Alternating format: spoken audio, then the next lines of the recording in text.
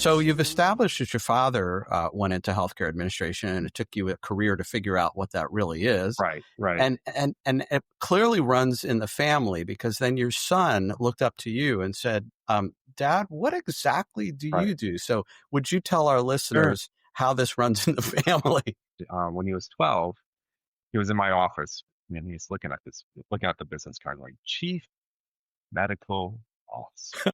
Dad, do you arrest doctors? I was like, well, I guess that's as good an explanation as any. Sure. Yeah, we'll go with that. So, but yeah, I mean, it's funny because people don't know what CMOs do, right? They think we just you're saving lives one meeting at a time or something like that. I've never caught a glimpse how the others must see the faker. I'm much too fast to take that test.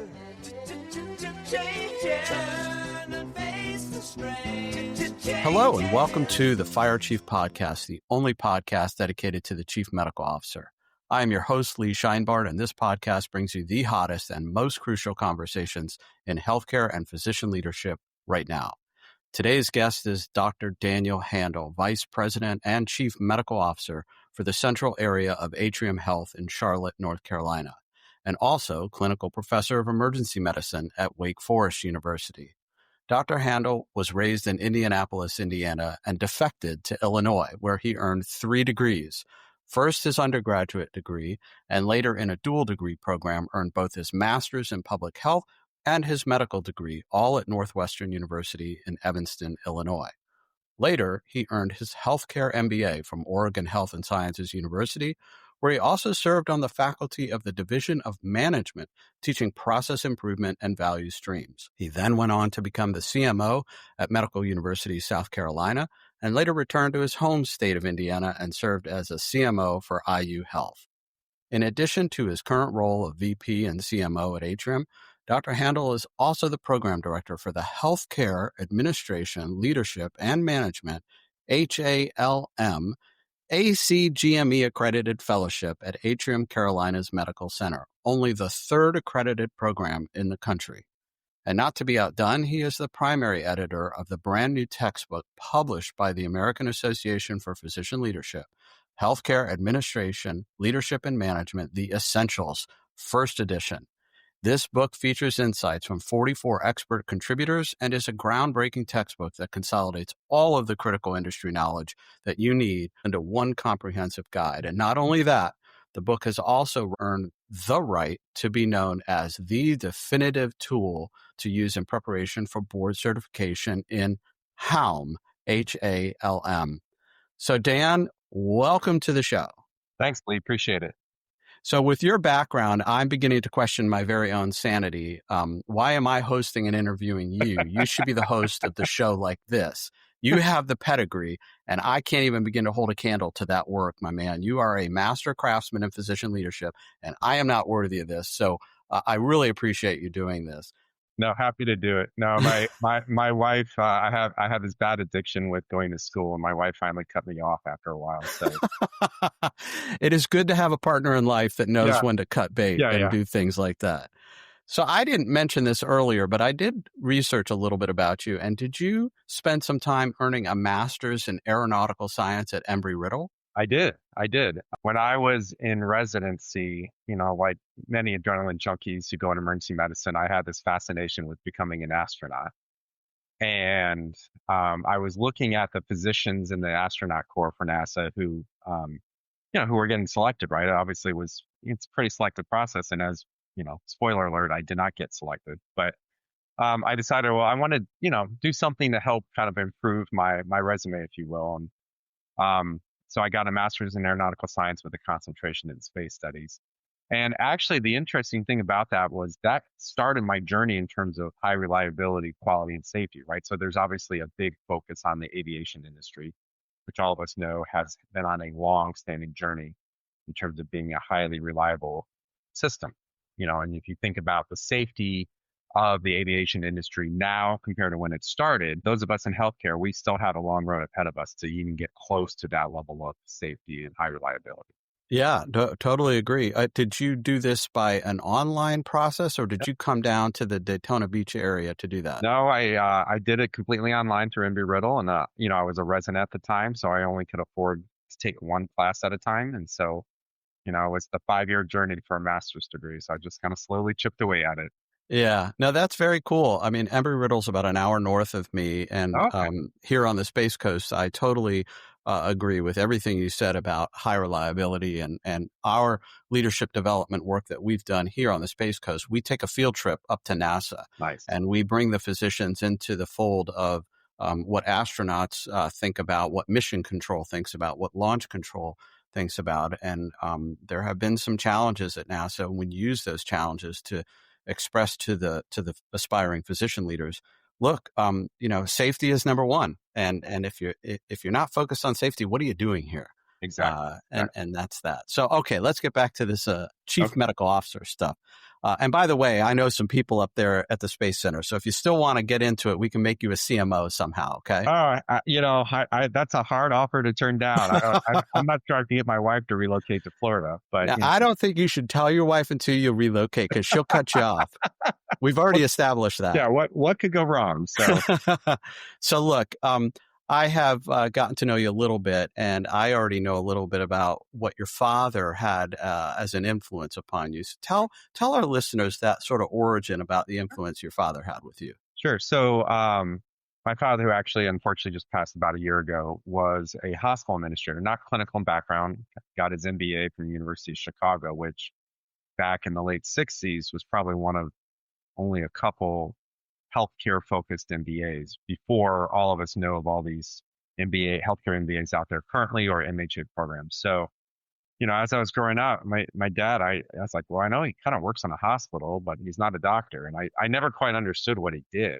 He just kind of went to meetings and stuff. I was like, okay, I don't know what that means, but I'm going to actually do something, that I understand. So, I got into the combined undergrad med school program at Northwestern, the honors program in medical education. They don't have it anymore, but so went through that program, and then decided I wanted to do health services research, which was part of the reason I did the NPH when I was in med school. So I went to Cincinnati for my residency, started dabbling in research, and then started out in the health services research fellowship at Oregon Health and Science University in Portland.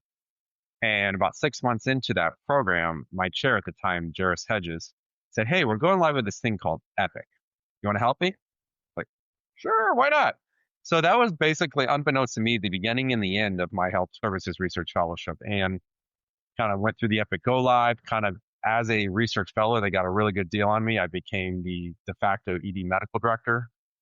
And, kind of that was my journey into administration. And really after about 6 or 7 years of being an ED medical director, like many people in the field of emergency medicine, really got frustrated with ED boarding and saying, okay, I want to go upstream.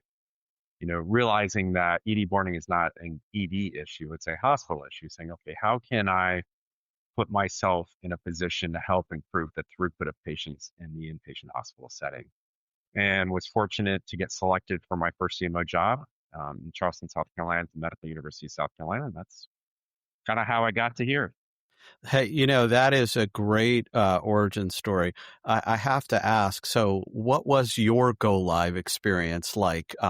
Just in a few words. A lot of coffee. It's like you don't turn these systems on during daylight hours. You turn them on around 2 a.m. or 3 a.m. so that if Yeah. they break, it's the least number of people in the system. I've actually gone through not one, not two, but 3 Epic Go Lives, and I hope that is my last. It's we went, depending on where you're at, most people were going from one electronic EHR to another. But informatics is not informatics. It's a workflow issue, right? So you're really saying, okay, how do we take this platform and figure out how not only we do current state of our workflows, but what's an ideal future state, and is the implementation of this an opportunity to make things better?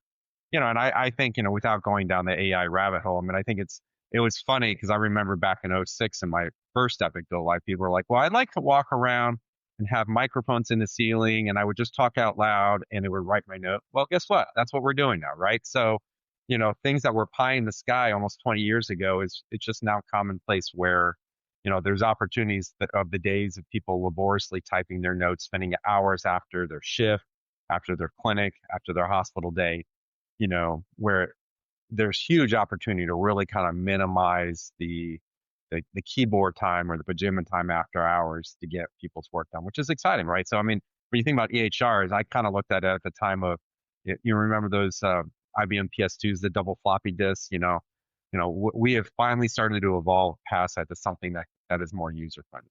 Well, since we're on this future-facing track, and we've talked about space and science and safety, I have this vision, and I've taken medication for this. It doesn't help. That we get to a post-chart world. We get to a post-epic world. What's the point? It can all be ambiently created and available instantaneously with a personal non-smartphone. Like the smartphone might even go away, and we have other types of things that integrate our workflow into, law enforcement wear those body cams, right? That tell us what really happened at that highway stop. Maybe we're all going to have body cams, and they're going to be designed to capture everything and auto-correct us when we're deviating away. Like, the stethoscope really needs between the third and fourth intercostal space, sir. So things like that can really happen, and it's just a matter of, time, money, energy, and effort. So I'm with you totally about the evolution of where we're going. So you've established that your father went into healthcare administration, and it took you a career to figure out what that really is. Right. And it clearly runs in the family, because then your son looked up to you and said, Dad, what exactly do you do? So would you tell our listeners how this runs in the family? So he's now almost 20. He's a sophomore in college. When he was 12, he was in my office, and he's looking at the business card like, Chief Medical Officer. Dad, do you arrest doctors? I was like, well, I guess that's as good an explanation as any. Sure. Yeah, we'll go with that. So, it's funny because the same kid keeps on, he's kind of thinking he may want to be pre-med and kind of flirting with it a little bit. And I was like, okay, we'll see how this goes. But yeah, I mean, it's funny because people don't know what CMOs do, right? They think we just you're saving lives one meeting at a time or something like that. Yeah. Yeah. So I think you might want to give him a little fatherly advice and say, son, you're of a generation that your son will ask you whatever it is you do, why and what it is. Okay. Yeah. And I think you'll end up doing the same thing. You're like, okay. What was the single biggest lesson you have learned as a CMO at any of your institutions or at any point in your career? I think what made me a good emergency physician is the opposite of what makes me a good CMO. You think about it as an emergency physician, you're like, problem in front of me, fix problem, move on. And so much of the work you do as a CMO is playing the long game. It's developing relationships with other physicians, other administrators, other people within your leadership sphere, and really saying, okay, this is where we're at. This is where we need to be. How do we create a journey? And being very intentional, realizing, we probably can't fix this overnight or even in the next month or so, but how do we get very intentional, taking every step we need to move forward in a timely fashion? And I don't know about you, but one of my many shortcomings is I'm horribly impatient about things. And hopefully, as I've gotten older, I've got more patient. But realizing, okay, I can't fix this today. Some things you just need to let kind of simmer for a little bit. Let people kind of come to the same realization on their own. I always consider it a victory when someone comes back to me and tells me something that I actually had originally suggested months ago, but they think it's their own idea. I'm like, fantastic. That's a great idea. Let's go with that. So it's like you're kind of, a lot of times you're just planting the seeds of things that you see the long-term vision, and you realize the different stakeholders need to get there in their own way and process the change in their own way. Because, change is hard. People like not to have change, to have consistency, even if it's not meeting the needs of the patients you serve. Yeah, your your expression of your impatience would be the opposite of mine as an oncologist. I had to have incredible patience, short of an oncologic or hematologic emergency, to wait for that CAT scan in months and tell that patient what the tumor or mass looks like. But the flip side for me is I would slow things down too much, and people around me say, you got to hurry. You cannot wait 6 months for Right. this one. Right. And so what I hear both of us saying to each other is the learning to flex and calibrate speed, or calibrate letting people generate the idea, even if you planted the seed, Right. but let Right. them express it and help carry the load a little bit. Exactly. So that is not something we are taught very well. At least I wasn't in medical school. I don't know about you.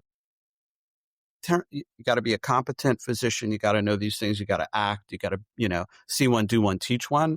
And so the idea of like, no, you can flex, that's not really taught. Right.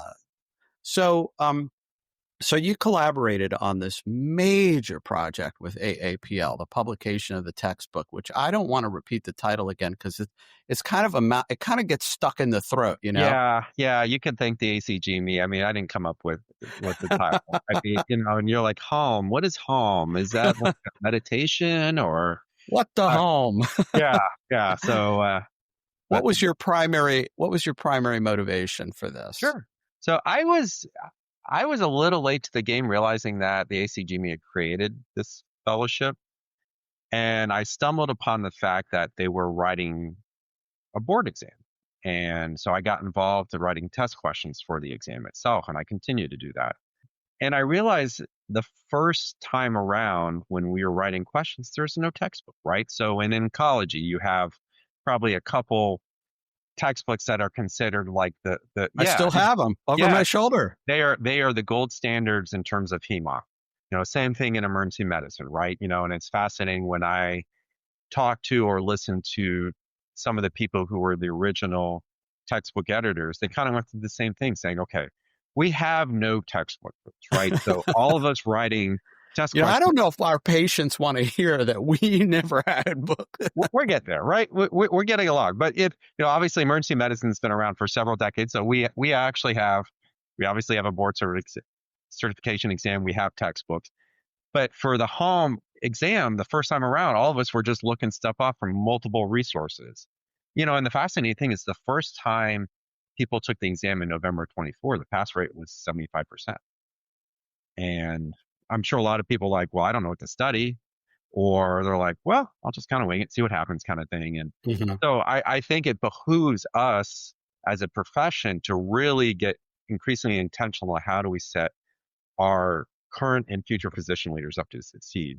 And so that was the genesis of the book. So we looked at what the core content was that ECGME put out and said, okay, we're going to group this in a way that makes sense from a content perspective. In terms of the content, we felt like we had to get much more intentional. So the authors we actually selected for the textbook, they're not all physicians, right? We have experts in HR, we have experts in finance. There are things that none of us learned in med school or even as experienced physician leaders. So we really wanted to bring in the content experts to say, okay, this is the core content.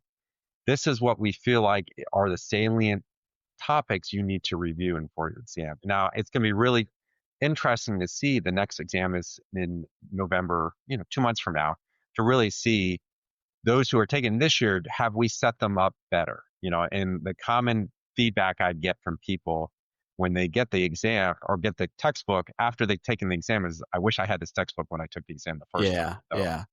And we'll see naturally in evolution, all of the early adopters of this concept that took the test. That's one cohort. And over a few years, it'll be a different blended cohort. So it'll probably level itself out.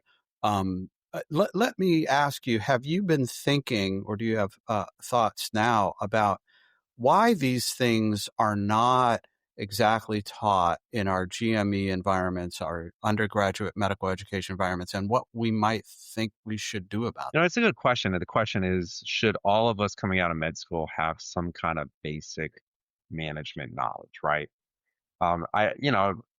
It's a good thing that everyone wants to do leadership roles. We need people to be very active clinically to meet the needs of the communities we serve. So it's good there's differing levels of people who want to get involved in leadership. But I think the question is really, how do we give a working knowledge of how the healthcare system works, right? So that physicians, even if you're a frontline rank and file clinician, can engage in a meaningful way to say, okay, I understand these are the constraints we're having, right? You're assuming good intent of your leadership team to help improve the ability to deliver care. Because a lot of times people are like, well, I just need this robot. I said, okay, well, tell me more. This is a $3 million machine.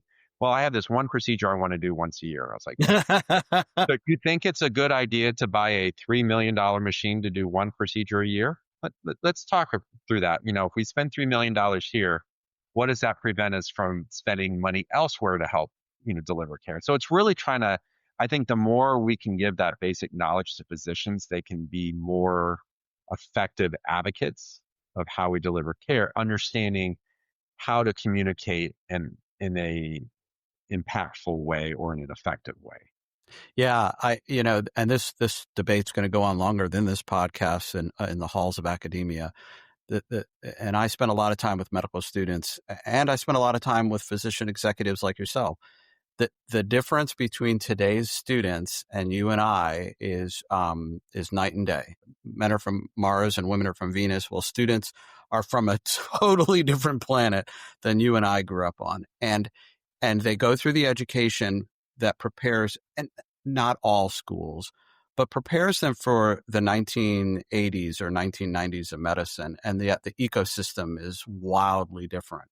And they're ready and hungry to adapt to the conversation, the collaboration, the integration. Like, they're not at the student level interested in arguing the $3 million machine. They're like, why does it cost $3 million to begin with? Exactly. So we need to figure, and I think you're right. Not everybody needs to understand management, but they do need to understand the ecosystem that they land in. And when you're an intern and you're PGY 1 and 2, you're awful busy, so you're not really thinking about it. But all of a sudden, that you're two and a half, 3, all of a sudden you begin to realize this is just so much more than what I ever thought I needed to know. So yeah, and we'll let others that are in a position to influence us, but it'll be our idea, right? Because we said it first here on the podcast. Well, and when I work with residents, I still do a couple shifts in the emergency department every month. And I know I'm not clinically the most cutting edge, but I was like, but I can explain the systems of, why do we have boarding today? Or what can we do about it? What decisions are you going to make today that can either make the situation better or worse, and really kind of helping them understand. Because I don't know about you, but I remember when I was a resident, right? You're in survival mode. You're just like, every day is you're just running a list of tasks, and you're like, I hope I can get some sleep tonight, and you're just kind of in a much more survival mode. But to your point, when you start seeing the light at the end of the tunnel, you're like, oh, I guess I got to go get an attending job now. So what is this world I'm entering outside of academia? I remember this moment when I began to just crystallize the whole survival thing. If I woke up at home, I was sleeping at the hospital. If I woke up in the hospital, I was sleeping at home, like every other night call. And that's how I just began to understand my life. Yeah. Pre all the GME requirements, the 8-hour work week and stuff. And you're just kind of in this borderline state of delirium that I think that's why I was on medication for a while, but again, it didn't really help. So there may be a post-doctoring world, which we could come back and talk about. What I think your insight as an attending to describe the holds in the ED, the boarding in the ED, the length of stay upstairs is demonstratively important. Because, the clinical stuff, like you said, they're going to be pretty sharp. Your skills decline as we age, but that other stuff, that's important stuff. Anyway, let's move on a little bit.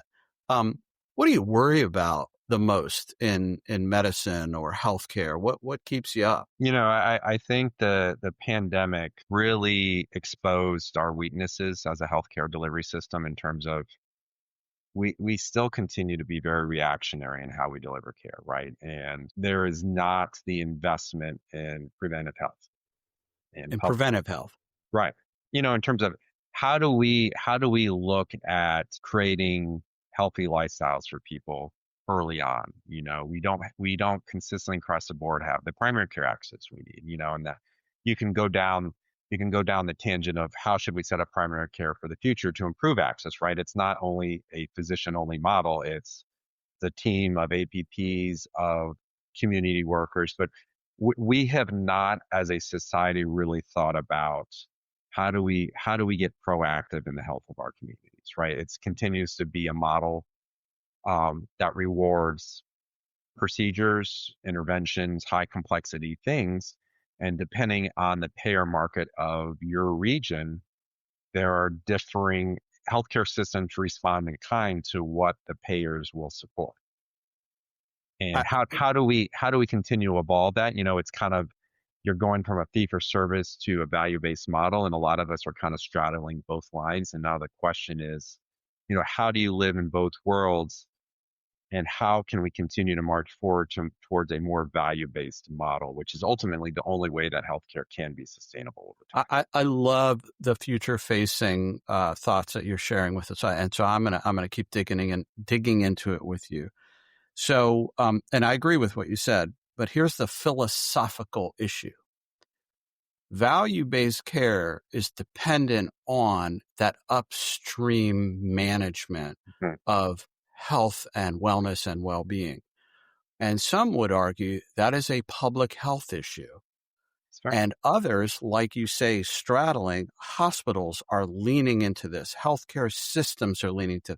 If we go upstream, if we deal with population health, social drivers of health, health determinants, do the hospitals and health systems, public, private, not-for-profit, government supported, do they become the de facto public health system because our national public health system has been under assault pre-COVID, during COVID, post-COVID, and as of yesterday, even more so. So I don't know what you think about all that. Yeah, the question is, how do we get to a consistent message, right? So, as you alluded to, there's an increasing tension between the science of what we need to do and the politics driving us towards a certain direction. And it's, there's always going to be this public-private partnership in the U.S. I mean, that's the system we have. I mean, even when you look at some of the more socialized healthcare systems around the world, they all have a private spin-off, if you will, whether it's the UK, whether it's Canada, whether it's a lot of the systems in Europe. So there's always going to be that tension. Now, the question is, how does one inform the other? And how can we as a collective society move forward to the primary emphasis of what we want to do is to create healthier America. This should not be a political issue, right? I'm not sure how people can say, no, that's wrong. I don't want to be healthier, but somehow we've politicized it, right? I didn't politicize it. You didn't politicize it, but yes, we as a society did. We have politicized it and said, but taking a step back, saying I think it's fair to say we can all agree we want people to be healthier. Yeah. And perhaps the primary issue is we haven't framed it the way you have nicely stated it. We have framed it as a liberty issue. My freedoms and my liberties are more important than the end game. And yet you go to West Texas and you're like, really? Measles. Now hitting New Mexico, now hitting Oklahoma. And we're a little past the measles event, if you will. But that was the philosophical question in front of people. No, my right of self-determination outweighs the public's well-being and or the institutions that serve us. And I agree with you. And we should have this conversation more largely in society, with physicians at the table for sure. Well, and you think about the whole masking debate we had during the pandemic. Guess what? They had the same debate 100 years ago during the Spanish flu pandemic. It was how did that work out? Well, obviously infectious disease has evolved a lot over the century, but I mean, you could look back and there were pictures of people during, the 1918 flu wearing the mask below their nose. Like, okay, well, that's not going to work. But so we as a society are shockingly consistent over the decades. in terms of the inherent tension we have as a country of how we balance what serves the greater good versus our individual liberties, right? And so, it's the political debate that unfortunately has watered down, has muddied the waters of, at the end of the day, how do we make people healthy? Yeah, love that. We're going to quote you multiple times on that. So, with that in mind, how might chief medical officers or physician leaders or physician executives that are studying for the HALM certification, how might they contribute to this conversation or to change or transformation? What is your vision for that? I think the nice thing about the board certification exam is it creates a legitimacy to the discipline of physician leadership, and you think about it historically, before there were even CMO titles, there was a chief of staff, right? You were running an independent medical group at your community hospital, one of the senior physicians in the group. That evolved to VP for medical affairs, where you were no longer elected to a position for a couple of years and then went back to your clinical work. You're like, okay, I'm doing this for the long haul. And those people tend to be the oldest physician on the medical staff saying, okay, I don't want to take call every other night. I'm going to go more into like a desk job. And then it really continued to evolve where VPMAs have evolved more into CMO roles, and there's still things titled VPMAs. But CMOs moved into not just medical staff issues. They moved into quality and safety. They moved into throughput, like the work I'm doing. So the responsibilities of things that touched and interfaced with other physicians continue to evolve. And then you started seeing more and more people in these physician leader roles getting their MBAs, getting their MHAs. I feel like the certification is just the next step of that, right? So whereas, you can make parallels to our clinical specialties, right? There were a lot of people before there were ACG accredited residencies, ACG accredited fellowships that kind of did a GP year, a year out of med school, and then they just went out into practice. And you were an apprentice with a surgeon, so you became a surgeon. So it's an evolution to say, okay, we are going to get very intentional making sure that there's a finite core set of knowledge that you've mastered to be a physician leader. So it's going to be really fascinating in the next 10 years. Do we continue to see the shift of more and more people getting the board certification, having the board certification as a prerequisite for these physician leadership roles? I think it goes without saying, most of us doing CMO jobs, probably the majority now have some kind of master's degree, whether it's the MBA or the MHA. That wasn't the case 10 years ago. So is this the next step in that evolution? Yeah. And in fact, one might even argue that the nomenclature, while I like it, perhaps you like it, you've been it several times, that the nomenclature will become outdated, the role will become outdated, and the real crux of the matter is learning how to be a emergency medicine physician is not the same as learning how to be a CMO. Exactly. And that's not the same as learning how to be a CEO, which is not the same as being on the board. And there's going to have to be this ongoing evolution. This is why I think about a postdoctor world. It's a calling for most of us who enter the field of healthcare. I don't care if you're the respiratory therapist or you're the cardiothoracic surgeon.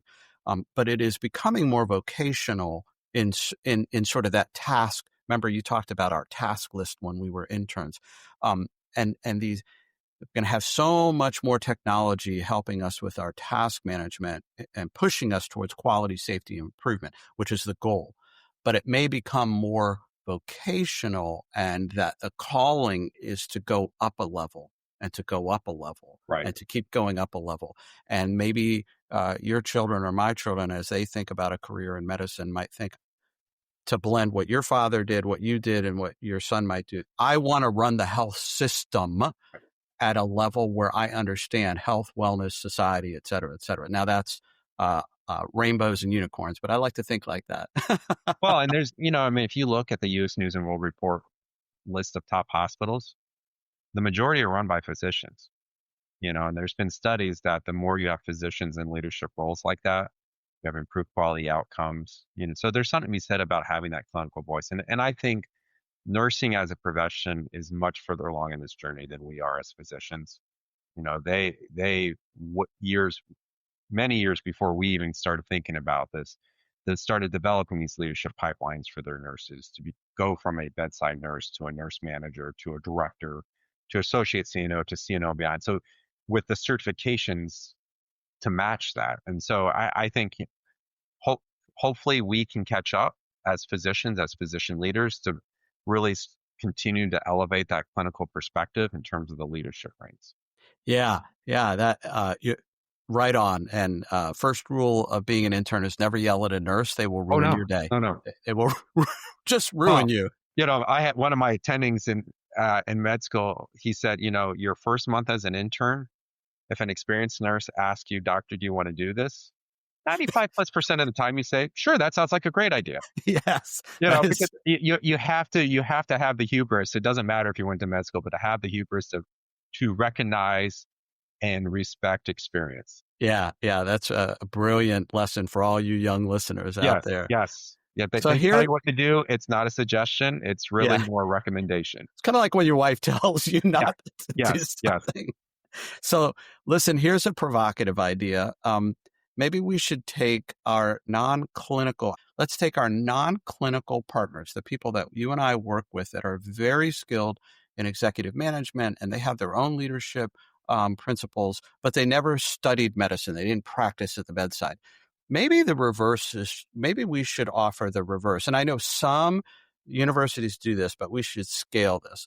That individual on their journey should spend a year like a fourth-year medical student, put on the scrubs, put on a short white coat, and hang out with an intern or a PGY1 or a PGY2 for a year in whatever domain they choose to really grasp what it's not enough to round in the hospital or hang out in the ED. Like, you have to watch that task list. You have to watch them cook. You have to become that sub-intern for a year. And that, I think, would open people's hearts and minds that didn't go into medicine a career. What do you think about that? Well, it's an interesting, you think about a lot of people coming out of the MBA programs, the MHA programs, the business background leaders, they do an administrative fellowship now, right? Is that something we can incorporate into that? And it's always the inherent tension of observing it versus having to decide in that space. And it's always funny that a lot of people who work the night shift do it to get away from administrators. So early on in my CMO journey, I worked overnight shifts, and it just really flummoxed them. They're like, why are you here? It's 2 a.m. I was like, well, I need to see what happens overnight, right? I've done this clinically, and why stop now? But it's how do you get as close to experiencing that, without realizing I'm going to make decisions that will impact people's lives. Yeah. Very directly, very viscerally, very significantly, right? I kind of have to get this right every time. Well, I'm going to go one step further, and I might break the microphone here, or at least break people's speakers when they hear this. And I think it was Don Berwick who testified in Congress about this idea. So again, and I'm not being pejorative about the partners that we work with, but if they do an administrative fellowship of whatever design, if they get to be there at 2 a.m., if they get to think more closely about the actual frontline decisions and top line, ivory tower decisions, why not ask them to take some kind of oath at the end of that year, is similar to the oaths that allopaths and osteopaths take at the end of their education, and hold an obligation? Because I'm just, and so it was Don's idea. I'm bastardizing it, but I wonder if you think that has merit or if that's just insane. No, I think it's important. I think a lot of times we need to step back and remember what's really important, why we do this, and I'll be a hopeless idealist till the day I die of good delivery of healthcare can be a financially sustainable model. Yeah. And if you do the mission, you get the margin. It's not the other way around. Yeah. And if we are in contradiction of that, if the finances contradict the way to deliver care, we have to fix it. Yeah. And if not us, then whom? Right. Yeah. It's been fantastic talking to you about this. All right. I have one or two more simple items before we wrap up. Of course. Maybe not so simple. What's the hardest thing that you have personally experienced as a human being in any of the roles that you have been in post ED career in your administrative roles? It was interesting being a CMO during the pandemic, and the amount of motion involved with physicians who may or may not be making the most scientifically sound decisions, right? And it's how do you navigate that? I mean, I think it was a pressure test to really see people's leadership styles, and some people rose to the occasion and some people did not, and I think having to have those crucial conversations with people who were under stress and seeing some people adapt well to the stress and some people not, it's hard. It was some people, like you can't practice anymore if you're going to do these standards, and having to tell people that was hard. And and it's interesting having gone through the pandemic as a CMO at a different organization than I am now. In some ways, I don't have that history where I'm at currently, but having that history of people and how they reacted, and I think how quickly we forget that. And then part of it too is like, how is it important to kind of let go of that and realize people were under stress, under duress, and also seeing how different leaders in this space. A lot of people, I think, assumed a command and control approach to leadership, which has its place for a short time.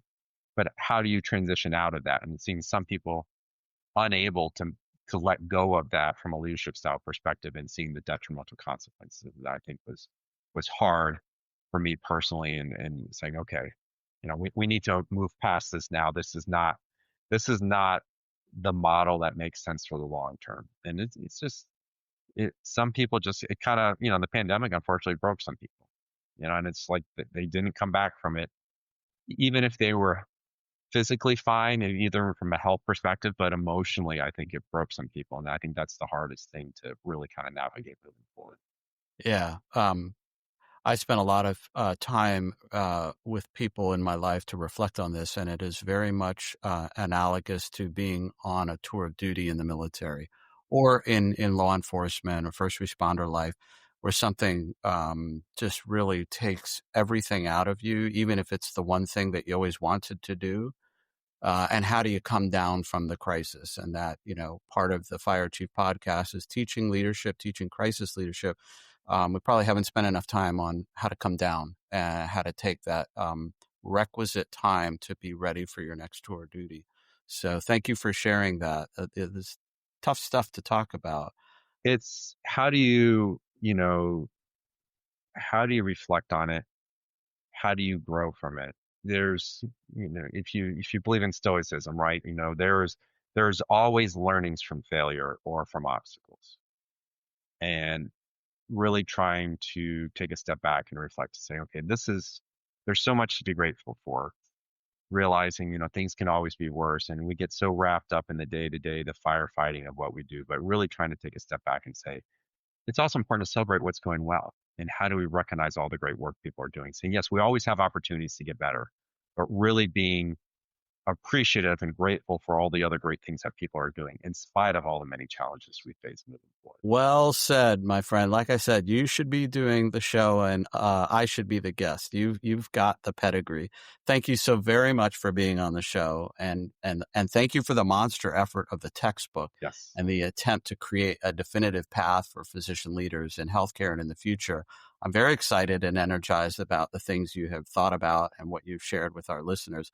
It never, ever ceases to amaze me that we spend so many years learning how to become competent and capable physicians. And then we suddenly land, like we've talked about, in a foreign, ecosystem like the planet Mars. And like in that movie and in the book, The Martian, you just rapidly adapt to this strange world in order to survive. And in the ideal world, we would never actually have to write the textbook or create the fellowship. Right. Like we would actually have the knowledge to do all this. So again, for the 15th time, thank you for doing that. My pleasure. Well, everyone, you have been listening to the Fire Chief Podcast, the only podcast dedicated to the Chief Medical Officer. Want to learn more about what it is like to be a CMO? Talk to Dan. He's got it down. And check out our website, thefirechiefcmo.com, and connect with me on LinkedIn. I love talking with CMOs, especially the ones that are helping to advance physician leaders every single day, and all the frontline workers and all the staff that they work with. So get out there, be a chief, and in the words of Sergeant Phil Esterhaus, don't forget, let's be careful out there.